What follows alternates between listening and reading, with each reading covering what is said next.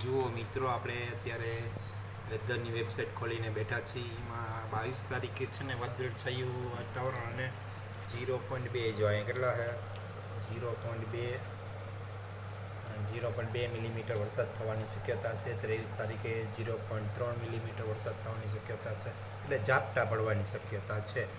24 તારીખે જ્યાં 24 તારીખ છે ત્યાં એમાં પણ 0.2 0.4 0.33 મિલીમીટર વરસાદ થવાનો સમય પણ અહીં દર્શાવેલો હોય છે. એટલે 26 તારીખે પણ વરસાદ થવાની શક્યતા છે. એમાં 0.2 0.3 વરસાદ થવાની શક્યતા છે. પછી જો આપણે આ સેટેલાઇટ પિક્ચર છે, અત્યારે વાદળા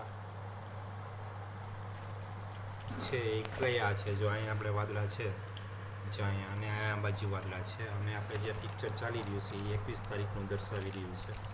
અને વરસાદ તો થશે પણ 25 તારીખની આસપાસ, 25 થી 30 તારીખ વચ્ચે વરસાદ થવાની શક્યતા છે. હવે જુઓ મિત્રો, આ રીતે આમાં નેટમાં પિક્ચર બતાવે છે. બીજું હું તમને ફોટો પણ મોકલીશ સેટેલાઇટ પિક્ચરનો, એ આજનું પોઝિશન શું બતાવે છે એ જો. વરસાદ અરબી સમુદ્રમાં આવી ગયો છે, મુંબઈની આસપાસ વરસાદ આવી ગયો છે દરિયામાં. અને બીજું જો આ છે ને, આ આસામમાં અત્યારે વરસાદ ભારે અતિ ભારે વરસાદ પડી રહ્યો છે, જેનું કારણે મંગળોળીયો પવન છે. જો આ પવનની દિશા પણ બદલશે. એ પવન ભેજવાળા પવન છે, જો આ બાજુ વરસાદને ધક્કો મારી દેતા હોય છે, એટલે વરસાદ ન થતો હોય. એટલે આપણે હવામાન વિભાગમાં છે ને હવે તમને ચિત્રો સહિત પ્રૂફ બતાવી રહ્યા છે. ઘણા એમ કહે કે તમને શું ખબર પડે ને આમ ને આમ, એટલા માટે આપણે ડાયરેક્ટ પ્રૂફ સાથે બતાવી રહ્યા છે કે ભાઈ આ અમારું નેટ છે ને, જો આમાંથી જોઈને બોલી રહ્યો હોય છું.